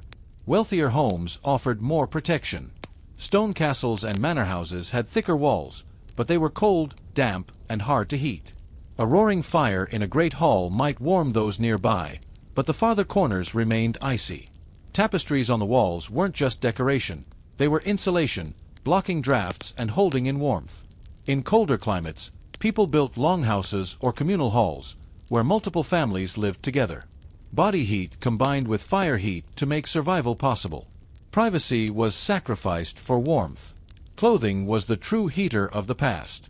People wore layers of wool, linen, and fur, often never removing them through the entire winter. Linen undergarments were rare luxuries. Most peasants simply slept in the same garments they wore by day. Wool was prized for its warmth and availability. Furs, fox, wolf, or rabbit, lined cloaks and boots. Even indoors, people wore heavy cloaks and hoods, knowing that fires could not heat entire rooms. Gloves, socks, and layered caps were essential. Children often shared beds for warmth. Families huddled together, sometimes even with animals indoors. A cow or goat in the corner of a cottage provided not just milk, but body heat. The rhythm of daily life changed in winter. Work slowed, days shortened, and people gathered together around hearths. Food was cooked in large stews, left to simmer all day, providing both heat and sustenance. Warm drinks, weak ale, spiced wine, or broth, became as important as meals themselves. Stories, songs, and prayers filled the long nights, keeping minds occupied when bodies could not escape the cold. The communal experience of winter was as much about spirit as temperature. As always, class determined comfort. Nobles in castles might sit near great fires, draped in furs, while peasants scraped dung into their hearths. The wealthy could afford glass windows, chimneys, and multiple layers of clothing. The poor endured drafts, smoke, and cold that seeped into their bones. Yet even nobles were not immune. Castles were notorious for their chill. Guests often slept in beds piled high with blankets, sometimes with warming pans of hot coals slipped under the sheets. In the morning, their breath still hung in clouds. To live through winter in the ancient or medieval world was not to live in comfort, but to endure. Every log of wood, every wool cloak, every fire was a small victory against the cold. For the poor, survival depended on community, improvisation, and sheer resilience. It makes us ask, was winter less a season of the year, and more a constant reminder of humanity's fragility, a yearly battle that defined the rhythm of life itself? If survival in winter began with fire, then fire itself depended on a vast and often fragile economy of fuel. Behind every glowing hearth and fur-lined cloak was a story of labor, scarcity, and social inequality. Warmth was never free. It was bought with sweat, coin, or privilege. Firewood was the primary fuel of the ancient and medieval world. In villages, families spent long autumn days cutting and stacking it, preparing for the harsh months ahead. Collecting wood wasn't just a chore, it was survival insurance. A poor harvest of fuel meant bitter nights and higher risks of sickness. But wood was not infinite. As populations grew, forests shrank. By the late Middle Ages, deforestation was a serious problem across Europe. Villages fought over woodland rights. Lords restricted peasants from gathering too much, forcing them to buy wood at inflated prices. For the poor, this meant constant compromise. Burn less wood and endure the cold, or risk fines and punishment for stealing fuel from forbidden lands. Not everyone had access to forests. In regions with little timber, people turned to alternatives. Peat, cut from bogs and dried into bricks, burned slowly and provided steady heat, though it filled homes with a smoky, earthy smell. Even more desperate was the use of dried animal dung. Farmers collected cow, horse, or sheep droppings, shaped them into patties, and left them to dry. When burned, they produced heat, but also a pungent stench. For peasants, though, the choice was simple: smell or freeze. Ashes from fires were never wasted. They were used to clean, fertilize fields, or mixed into lye for soap. In winter, nothing connected to warmth could be thrown away. For the wealthy, charcoal was the superior fuel. Made by burning wood in low-oxygen conditions, charcoal produced steady, smokeless heat. It was expensive, requiring labor and resources to make, but it offered comfort to those who could afford it. In towns, charcoal was sold by specialists and transported in sacks. Nobles used it in braziers to heat chambers, reducing the smoke that made ordinary fires unpleasant. For peasants, charcoal was almost unattainable. Warmth was not only about fire, it was about what you wore. Furs were the medieval equivalent of central heating. Fox, rabbit, sheep, wolf, and even cat pelts lined cloaks, hoods, and boots. The wealthy flaunted ermine and sable, symbols of status as much as warmth. Kings and nobles draped themselves in white winter furs, their wealth visible in every soft fold. For common folk, wool was the default. Sheep provided clothing and blankets. Layers of wool tunics, cloaks, and socks insulated bodies against the chill. A family's sheep were as important for their wool as for their meat. The divide was stark: nobles wrapped in fur, peasants scratching in wool patched and repatched each year. Warmth itself was a marker of class. Behind every fire and cloak was unseen labor. Woodcutters felled trees, risking injury and death.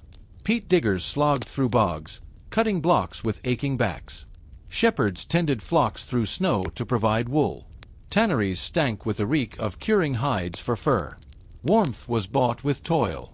For the poor, that toil was their own. For the rich, it was the toil of others. Because fuel was scarce, many homes relied on communal heating. Whole families gathered around one hearth, sometimes even sharing beds. In inns, strangers slept side by side in long communal beds, using body heat as much as blankets. Privacy was a luxury. Survival was collective. Animals often shared living spaces. In peasant homes, cows, goats, or chickens were kept indoors during winter nights, their body heat warming the air. The home became not just human shelter, but a shared barn of survival. For cities, fuel became an industry. Wood was carted in daily, filling markets with logs. Prices fluctuated with supply, and poor winters meant soaring costs. Fuel shortages sometimes caused riots, as dangerous as bread shortages.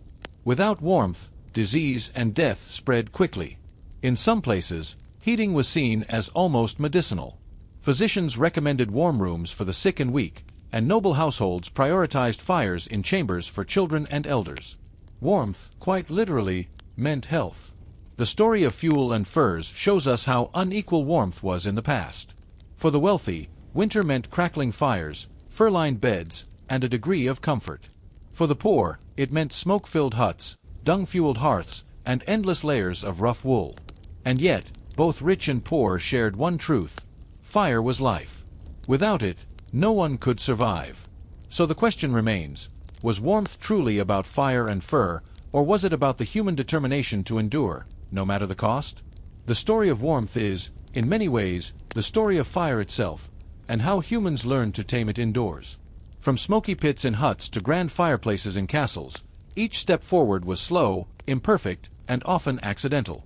Heating was never just about comfort. It was about controlling an element that wanted nothing more than to burn, choke, or escape. For most of history, homes had no chimneys. Fires were lit in central pits, the smoke drifting upward through a hole in the roof, or, more often, seeping out through cracks and thatch. This meant the air inside was thick, blackened, and choking. Eyes watered constantly, lungs burned, and soot coated everything.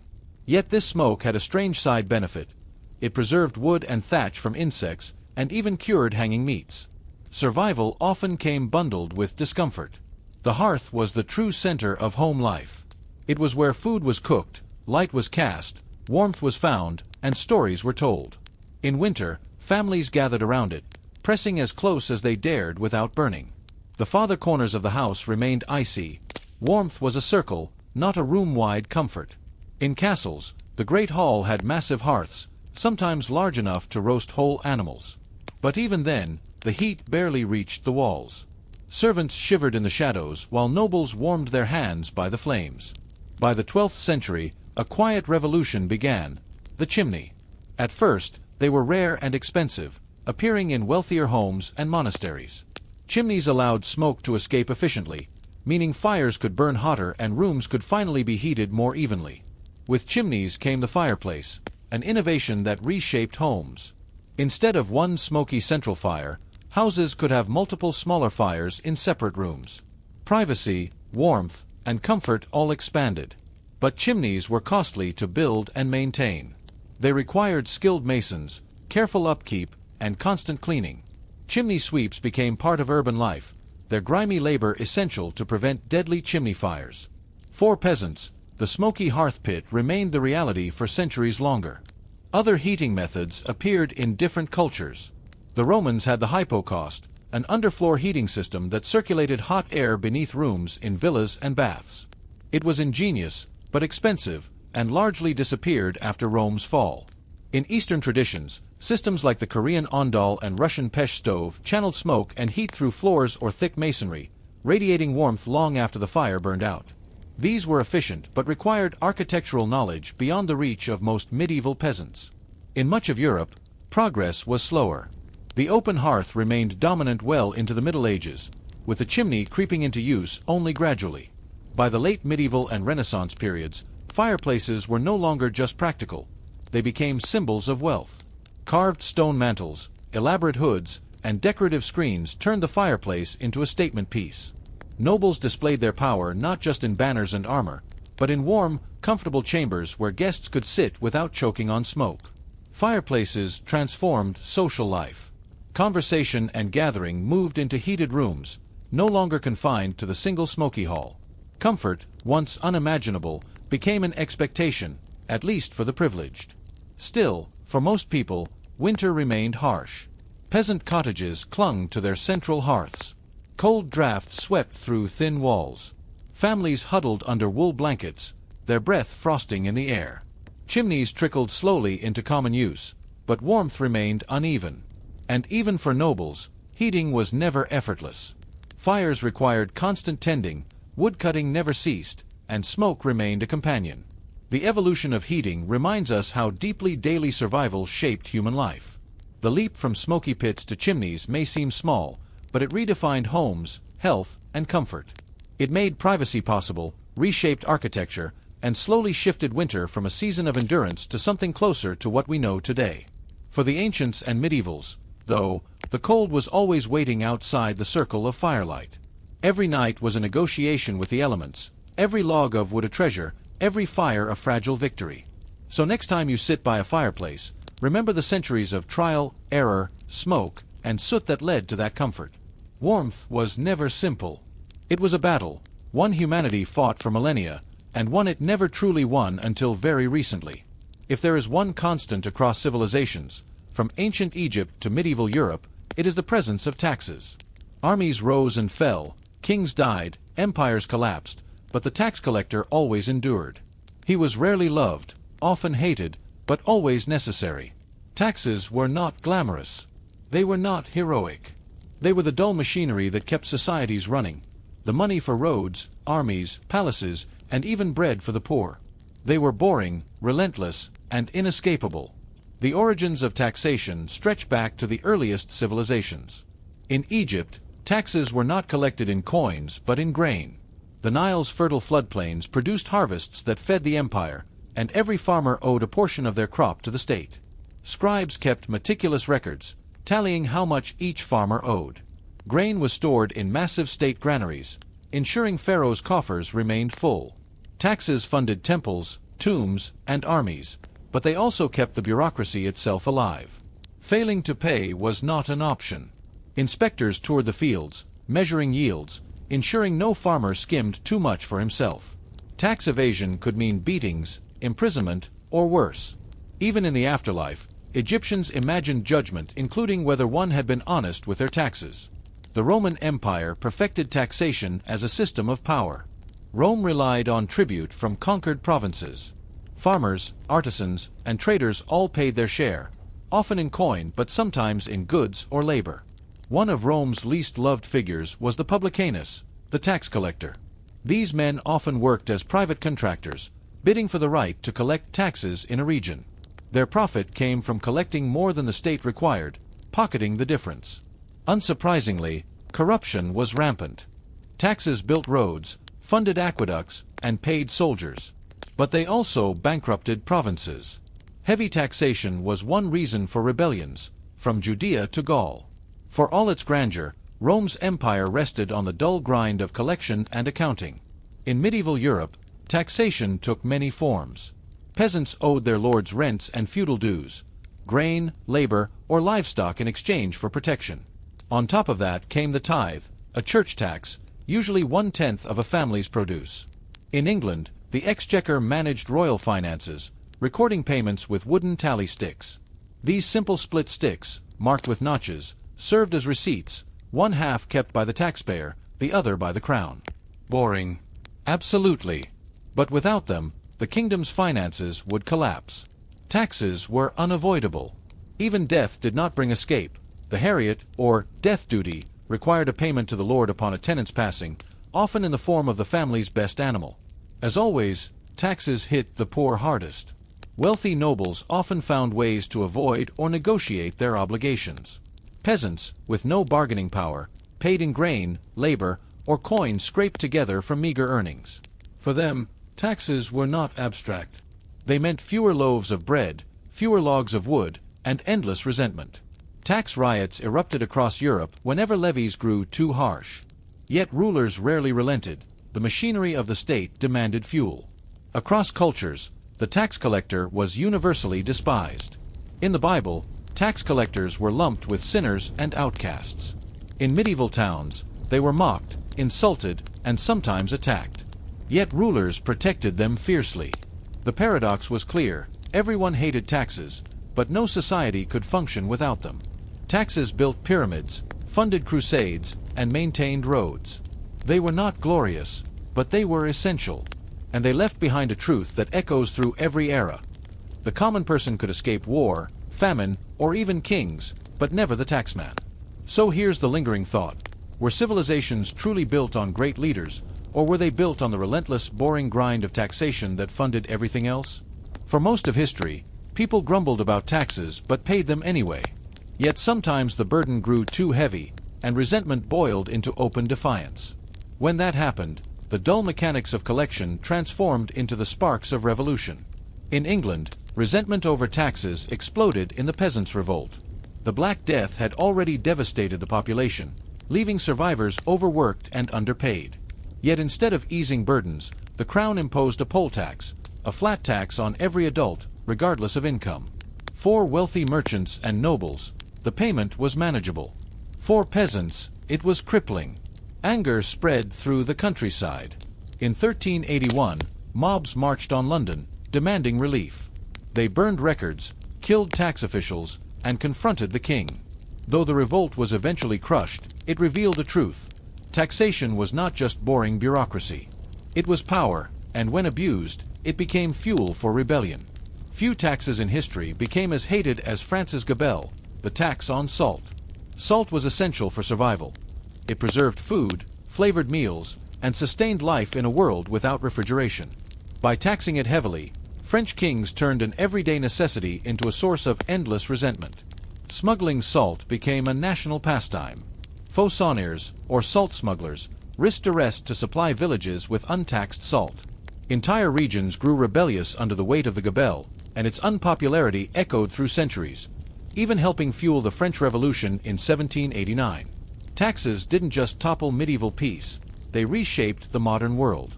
In the 18th century, Britain imposed new taxes on its American colonies, on paper, tea, and everyday goods. For colonists, it wasn't just the cost, it was the principle.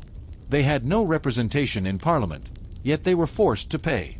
The rallying cry became "no taxation without representation."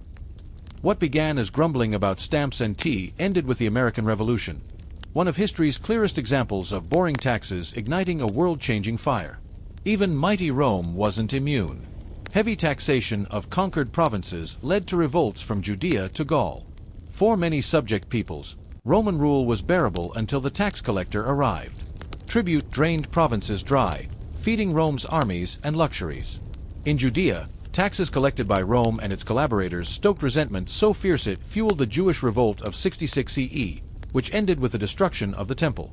Taxes, more than soldiers, made Roman rule intolerable. Yet resisting taxes was costly. Revolts often ended in brutal crackdowns, with rebels executed and villages punished. Taxes rarely disappeared after uprisings. More often, they increased to cover the cost of suppression. For peasants, the dilemma was cruel: pay and starve, or rebel and risk destruction. In either case, the taxman always won in the long run. The real power of taxes wasn't only financial, it was symbolic. They reminded people daily of inequality. Nobles who dodged payments, kings who lived in luxury, churches that demanded tithes, all while peasants scraped coins from nothing. Taxes became the visible weight of injustice. When people finally rebelled, they weren't just fighting numbers on a ledger. They were fighting what those numbers represented: exploitation, inequality, and a system stacked against them. History shows that taxes were the tightrope rulers walked. Too light, and their treasuries emptied. Too heavy, and their people rebelled. Stability depended on balancing revenue with resentment. The irony is that taxes, so boring and bureaucratic, often determined the fate of kingdoms more than battles or treaties. Behind every revolt was a ledger. So the question lingers: was it the sword that toppled empires, or was it the quiet, relentless pressure of taxation that finally broke societies apart? If rebellions showed the fury that taxes could ignite, the survival of tax systems shows their inevitability. Through wars, plagues, and revolutions, the machinery of taxation always crept back into place.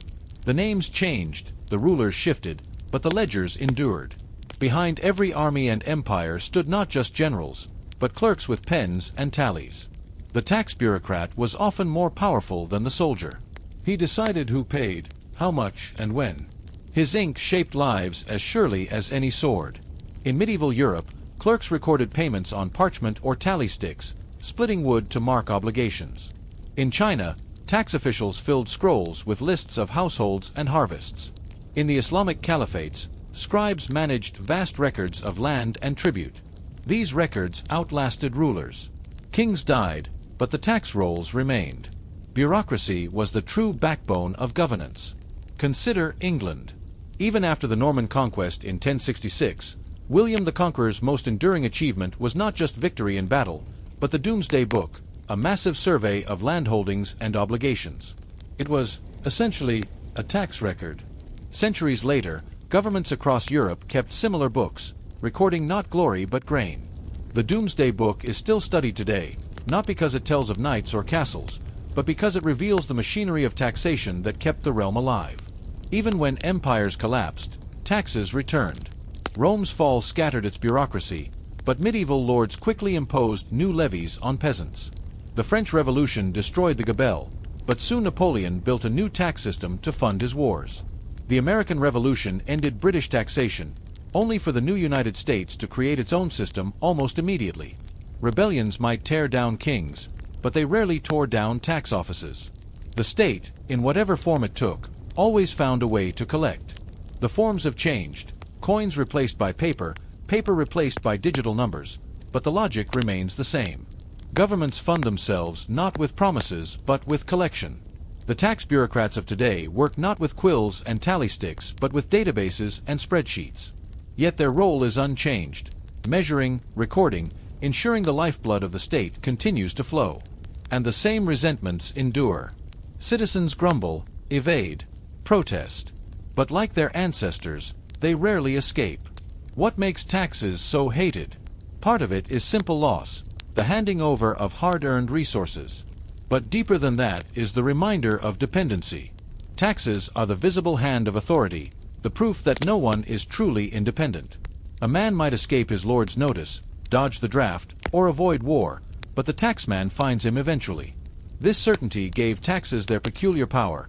Boring, yes, but unavoidable. Across history, taxes have always represented a bargain, often unfair, sometimes unbearable, but always present. People paid not because they wanted to, but because society demanded it. Taxes were the glue that held civilization together, funding everything from aqueducts to armies. The bargain endures even now. Our roads, schools, and hospitals, like the pyramids and cathedrals of the past, exist because of that boring, relentless system. When we look back at history, it is tempting to focus on kings and battles. But beneath every throne was a ledger, beneath every crown a bureaucrat's tally. Civilization itself was not built on glory, but on taxes. Perhaps the most boring truth of all is also the most profound. No matter the age, no one escaped the taxman. When you think of a weapon of war, you might imagine a sword, a spear, or a cannon. Rarely does anyone picture a giant round rock. Yet in medieval Europe, millstones were fought over with the same intensity as castles or fields. Why? Because they fed entire communities. Bread was the foundation of diet, and bread required flour. Flour required grinding, and grinding required millstones, massive, carefully carved stones that crushed grain into edible powder. Without them, harvests were useless. You could store all the grain you wanted, but without a working millstone, it stayed locked in its husk, inedible and wasted. Millstones weren't just tools. They were the beating heart of survival. Not just any rock could serve. Millstones had to be quarried from special stone deposits that produced a hard, coarse texture capable of grinding grain without crumbling. Some of the best stones came from specific regions: the volcanic stones of France, the sandstone of England, or the lava stone of the Rhineland. Quarrying them was dangerous, back-breaking work. Stones had to be split, shaped, and transported, often weighing a ton or more. Moving them required teams of oxen and carts, and even then, the risk of breakage was high. A single cracked stone could ruin months of effort. Because of this difficulty, millstones were rare and costly. To own one was to control food itself. In most medieval villages, the local lord controlled the mill. Peasants were required to grind their grain there, paying a fee in flour or coin. This monopoly was enforced by law. Using a hand quern at home was often illegal, and lords punished peasants caught with small grinding stones. The millstone itself symbolized authority. It was as much a tool of power as the sword. Whoever owned the mill controlled not only bread, but also the rhythm of village life. Because millstones were scarce, villages fought bitterly over access to them. Border disputes sometimes erupted not over land, but over rights to a mill or a quarry. Lawsuits filled manorial courts, with peasants complaining of unfair tolls, stolen grain, or broken stones. In some cases, millstones became spoils of war. Raiding parties toppled rival mills, seized stones, or smashed them to cripple their enemies' food supply. Chroniclers describe peasants defending mills with the same ferocity as castles, for losing a mill meant famine. For the peasant, the mill was an inescapable part of life. After harvest, they carried sacks of grain to the mill, sometimes waiting in long lines for their turn. The sound of grinding stones filled the air, the rhythmic rumble of survival. Millers often took more than their due, skimming flour or charging hidden fees. Their reputation suffered accordingly. In folklore and literature, the miller was often a shady, greedy figure, essential but disliked, trusted by none. And yet, despite the resentment, no one could escape him. Without the miller, the grain was useless. The story of millstones reminds us how fragile life was. A single stone could determine whether hundreds ate or starved. Villages fought not for glory, but for grinding power. It leaves us with a question. When survival hinged on something as simple as a stone, was the miller more powerful than the knight? The millstone was more than a tool. It was a monopoly. And wherever monopolies exist, resentment follows. In medieval Europe, no figure embodied this more than the village miller, a man caught between necessity and suspicion, power and contempt. In most villages, peasants were legally bound to use the lord's mill. This system, known as the banal mill, forced everyone to bring their grain to a single, lord-controlled site. To grind grain at home with a hand quern was forbidden, and penalties could be severe: confiscation of the stone, fines, even corporal punishment. The monopoly gave lords a steady income. Every sack of grain brought to the mill yielded a portion for the miller and the lord. The peasant's labor in the fields never fully belonged to him. Even after harvest, his grain had to pass through the lord's grinding stones. This was not just economics. It was power. The mill reminded peasants daily of their dependence. Millers quickly earned reputations as cheats. Their job required trust, measuring grain, grinding it, and returning flour to the peasant. But the temptation to skim was constant. A little flour here, a handful there, and suddenly the miller's sacks grew heavy. Folklore painted millers as dishonest. In Chaucer's Canterbury Tales, the miller is a bawdy, greedy figure, mocking honesty. Proverb after proverb warned against trusting a miller. In some regions, the phrase, "as honest as a miller," became a bitter joke. Peasants had little recourse. They needed the miller, and they knew he cheated them, but survival forced them to endure it. Because mills were often located on rivers or high ground, their very presence dominated the village landscape. The steady sound of grinding was as constant as church bells. Everyone knew that behind those stones, wealth was being made, not by the peasants, but by the lord and his miller. The resentment simmered. In times of famine, anger often turned first toward the miller. Mills were attacked, stones smashed, records burned. The mill, symbol of survival, could also become a target of rage. It wasn't only cheating that angered peasants. The entire system of fees was designed against them. Millers charged for grinding, for maintenance, for the wear and tear of the stones. Lords demanded extra dues, using mills as reliable revenue streams. Even when millers followed the rules, peasants felt exploited. The very act of paying to grind one's own grain, grown with one's own labor, seemed unjust. It was survival taxed at every turn. And yet, despite universal dislike, the miller wielded quiet power. He controlled the pace of grinding. He could delay, favor, or punish. A family waiting for bread depended entirely on his cooperation. This power extended beyond economics. Millers often became figures of rumor and suspicion, accused of sorcery or of consorting with dark forces. The turning of the millstones, endless and mysterious, lent itself to superstition. Was the miller merely grinding grain, or did he hold some deeper, dangerous power? The story of the miller and his monopoly shows how survival can twist relationships. The peasants despised him, but they needed him. The Lord protected him, but also relied on him. The miller himself stood at the crossroads of resentment and necessity. It makes us wonder, was the miller truly corrupt, or was he simply the inevitable product of a system designed to grind peasants as relentlessly as grain? The millstone was first and foremost a tool of survival, but over time it became more than that. Its size, weight, and role in daily life turned it into a powerful symbol, sometimes of life, sometimes of oppression, and sometimes even of death. Because millstones were expensive and hard to replace, they were targeted during raids. In local feuds, rival villages sometimes destroyed each other's mills, smashing stones so the enemy could not grind grain. Chronicles from France and England mention peasants defending mills as fiercely as they defended churches. A destroyed mill was more than an inconvenience. It meant famine. A village without a millstone was helpless, forced to haul grain to distant towns or starve. To capture or shatter a millstone was to cripple an entire community. In wars between lords, the capture of mills often featured in negotiations. To control a mill was to control the flow of food and, by extension, the loyalty of peasants. Millstones also carried religious symbolism. In the Bible, Christ warns that it would be better to have a millstone hung around one's neck and be drowned than to lead the innocent astray. The image is striking, a familiar tool of survival transformed into an instrument of judgment. For medieval Christians, this metaphor resonated deeply. Millstones were everywhere, visible in every village. To hear them invoked in sermons was to feel the weight of sin as something heavy, grinding, and inescapable. Folklore often portrayed millstones as cursed or enchanted. Because they turned endlessly, powered by water or wind, they became symbols of fate's grinding inevitability. Some stories warned of haunted mills, where the stones turned by themselves at night, grinding grain for unseen hands. In some regions, millers were whispered about as sorcerers, their constant association with the mysterious turning of stones marking them as different, untrustworthy.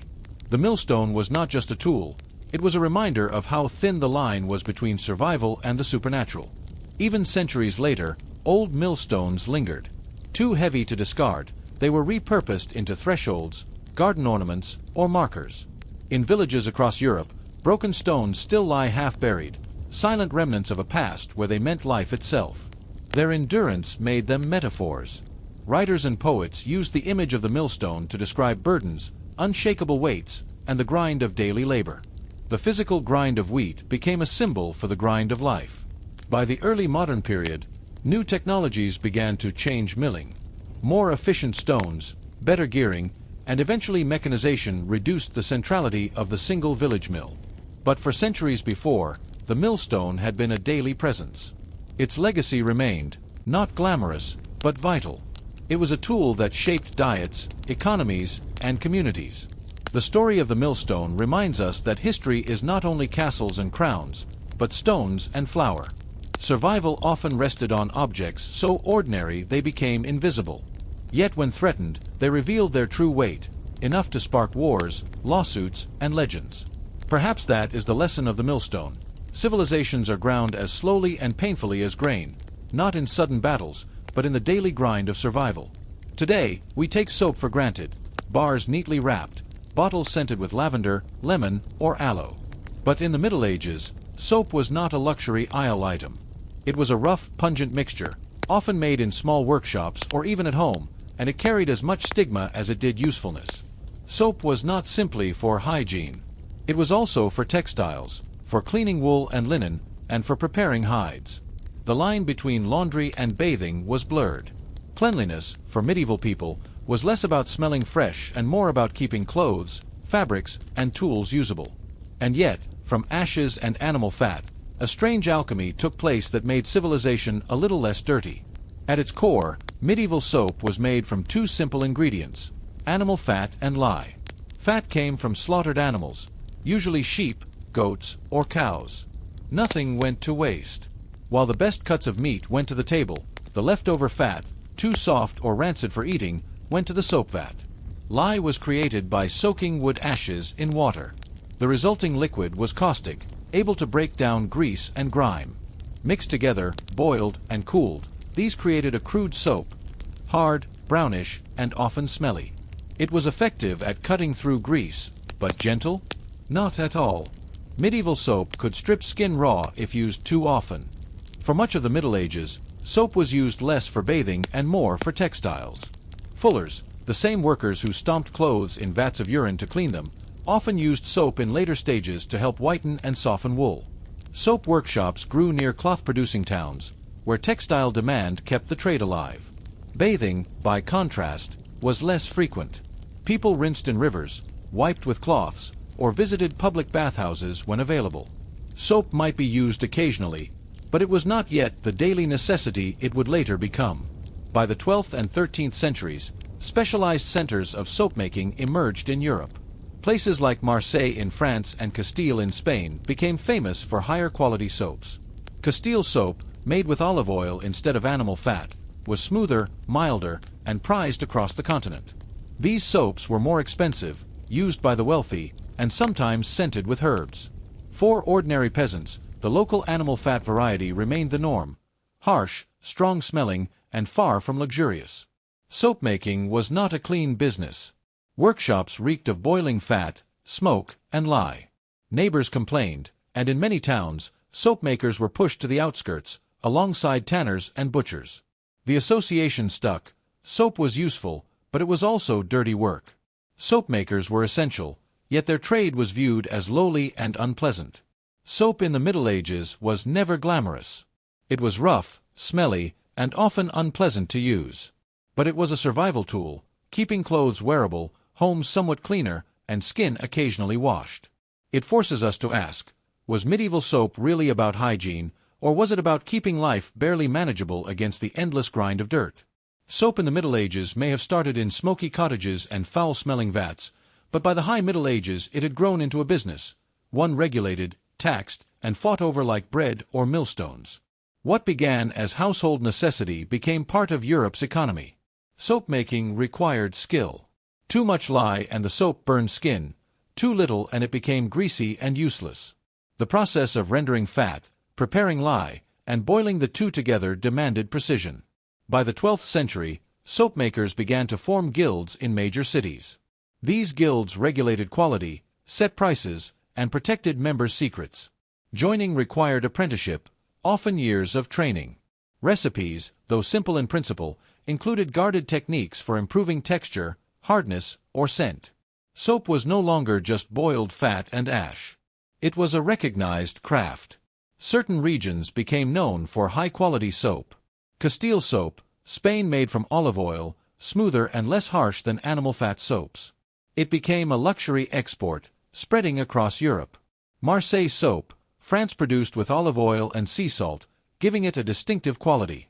Venetian soap, Italy often scented with herbs and perfumes, catering to the wealthy. These soaps were lighter in color, milder on skin, and sometimes carved into decorative shapes. Nobles and merchants paid dearly for them, while peasants continued with rougher, homemade versions. Because soap was essential but unpleasant to make, its trade grew quickly. Cities taxed soap heavily, knowing demand would never vanish. Merchants carried Castile and Marseille soaps across Europe, creating one of the first brand reputations of the medieval world. Guilds enforced strict rules. Soapmakers who sold substandard products faced fines, exile from the guild, or destruction of their goods. The guilds kept standards high, and profits steady. In some places, soap was even tied to politics. Rulers used soap taxes as a reliable income stream, and wars sometimes disrupted supply, causing shortages. The type of soap you used marked your status. Nobles imported fine olive oil soap, sometimes perfumed with rose or lavender. Merchants bought the better local versions. Peasants scraped by with coarse, brown blocks that smelled of tallow. Bathhouses, when they existed, often stocked cheaper soap for laundry and scrubbing. Wealthy homes kept softer soaps for skin. The difference was not just utility but identity. Clean hands and soft-smelling soap marked wealth as surely as clothing or jewelry.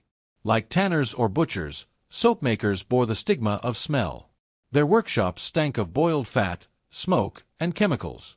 Yet unlike millers, whose reputation was greed, soap makers were seen as unpleasant but necessary. Cities tolerated them because they could not do without them. In some towns, soap makers were grouped with other dirty trades on the outskirts. Their chimneys belched smoke, their vats oozed, but their products flowed steadily into the economy. By the late Middle Ages, soap had moved beyond survival. It was a business, a regulated craft, and a marker of class. Behind every bar of soap was not just lye and fat, but guild rules, trade routes, and taxes. It makes us ask, was soap really about cleanliness, or was it another way medieval society revealed its endless divides between rich and poor? Soap may have begun as a harsh tool for washing wool or scrubbing pots, but by the late Middle Ages, it had seeped into culture itself. It was never just a bar of fat and lye. It was tied to bathhouses, to medicine, to religion, and to ideas about what it meant to be clean, inside and out. Public bathhouses had been a legacy of Rome, and though they declined in early medieval Europe, they never disappeared entirely. By the 12th and 13th centuries, cities like Paris, London, and Nuremberg had public baths where people paid to soak, steam, and wash.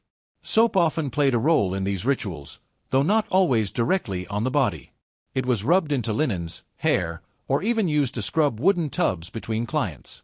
Wealthier patrons might bring their own finer soaps, while poorer bathers used what was provided, often the coarser local varieties. Bathhouses were social centers, places of gossip, relaxation, and sometimes vice. Authorities alternately encouraged and condemned them, seeing them as both useful for hygiene and dangerous for morality. Religion also shaped attitudes towards soap. In Christianity, cleanliness was often associated with purity of the soul, though monks were sometimes mocked for bathing too little. Many monasteries produced their own soap, used to wash linens, habits, and occasionally bodies. In the Islamic world, where ritual washing was central to daily prayer, soap-making advanced more quickly. Recipes included olive oil, alkali, and perfumes, creating milder products. Through trade and cultural exchange, these soaps influenced European techniques, especially in places like Spain. Soap was not just chemistry, it was culture, shaped by faith and ritual. Physicians of the Middle Ages sometimes prescribed soap as part of treatments. It was thought to cleanse wounds, soothe skin conditions, or balance humors. Apothecaries sold scented or medicated soaps, blending them with herbs like rosemary or sage. Still, bathing habits varied. Some feared that too much bathing opened the pores to disease. Others embraced washing as healthful. Soap was caught in this tension, praised as a cleanser, yet distrusted for its harshness. By the Renaissance, soap had become more than utility. In noble households, it was a sign of refinement. Decorative soaps were exchanged as gifts, perfumed and shaped. To smell of fine soap was to signal wealth and status, just as much as silk clothing or jeweled rings. For peasants, soap remained functional, tied to work and necessity. But for the upper classes, it became part of identity, a way to separate themselves, quite literally, from the stink of the masses. The cultural meaning of soap shows us how even the most boring objects can reveal the fabric of society. Soap was about hygiene, yes, but also about morality, class, religion, and commerce.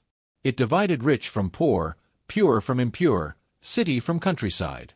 It reminds us that cleanliness has always been as much about social values as about dirt. Soap in the Middle Ages was harsh, smelly, and often unpleasant. But it mattered. It clothed people in whitened linen, shaped ideas of health, and gave rise to whole industries. It even carried symbolic weight, linking purity of body with purity of soul. And so, the most boring of objects, a bar of soap, turns out to be a window into medieval life itself. When we think of medieval people, we picture them in cloaks, hoods, or armor, but rarely do we look down at their feet. Yet shoes, or the lack of them, shaped daily life just as much as bread or firewood. And the truth is, medieval shoes were fragile. They were thin, quickly worn down, and often barely more protection than a second layer of skin. They tell us a lot about poverty, class, and survival in a world where every step mattered. Medieval shoes were almost always made of leather. Tanned animal hides, cow, sheep, goat, or pig, were cut, stitched, and shaped into footwear. Soles were often just a single layer of leather, sometimes reinforced with extra thickness. Unlike modern shoes with sturdy heels, thick soles, and cushioning, medieval shoes were soft and flexible. They provided some barrier against dirt and cold but wore out quickly on rough roads. In wet weather, leather soaked through, leaving feet cold and blistered. For the poor, shoes were a luxury. Many peasants went barefoot in summer and wore shoes only in winter or for travel. Children often had no shoes at all, their feet hardened by work in fields and mud. Shoemakers, or cordwainers, worked in every town. Their craft required skill, cutting hides, stitching seams, and shaping leather with wooden lasts. But cobblers faced limits. Without rubber, nails, or industrial tools, they produced shoes that lasted months, not years. Repairs were constant. Soles were patched, uppers restitched, and when shoes fell apart entirely, peasants often stuffed rags around their feet as makeshift replacements. For wealthier clients, cobblers crafted more elaborate footwear. Nobles might wear brightly dyed leather, decorated with buckles or embroidery. But even these expensive shoes wore down quickly. Comfort was not the goal, appearance was.